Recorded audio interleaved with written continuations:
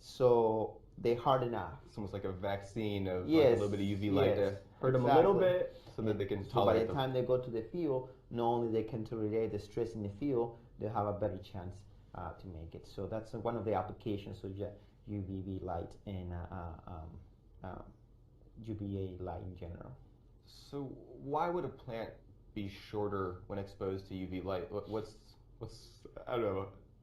What's going through the plant's mind for why is it doing? Why is it staying short? Yes. So that's a good question.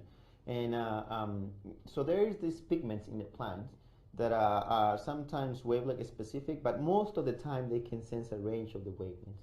So one of those pigments, a cryptochrome, is able to absorb part of the UV spectrum, including the blue spectrum, and that triggers the responses of making the plant shorter.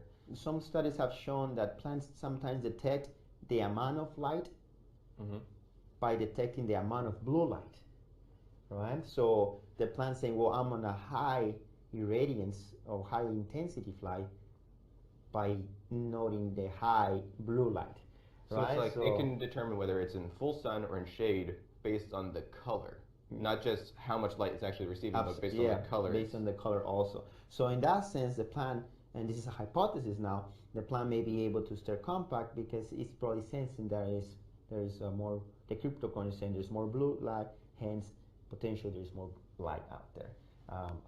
And so that's one of the. So they stay short. Yes, stay short, and smaller leaf area, thicker leaves.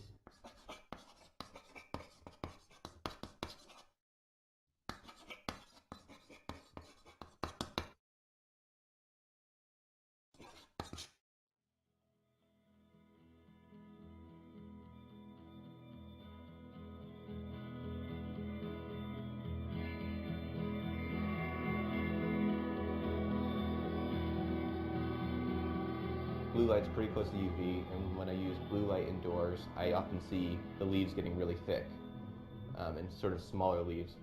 So yeah, that's same sort of response. Yeah, and we have seen that also under very low light levels, right?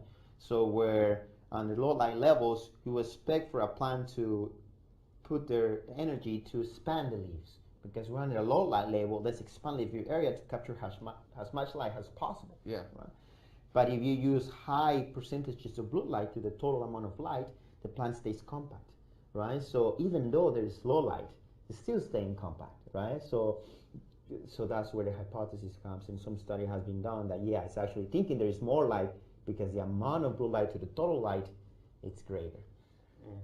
And, so like a grower growing indoors where they aren't going to be giving a whole bunch of light, they can almost trick the plant to grow the way they want by adjusting color to keep it that compact. Where if outside it was under the same amount of light intensity, it would grow tall because it thinks it's in low light. It will stretch. Right? It would stretch. Yeah, it will change the morphology. You can still tie growth to the total amount of intensity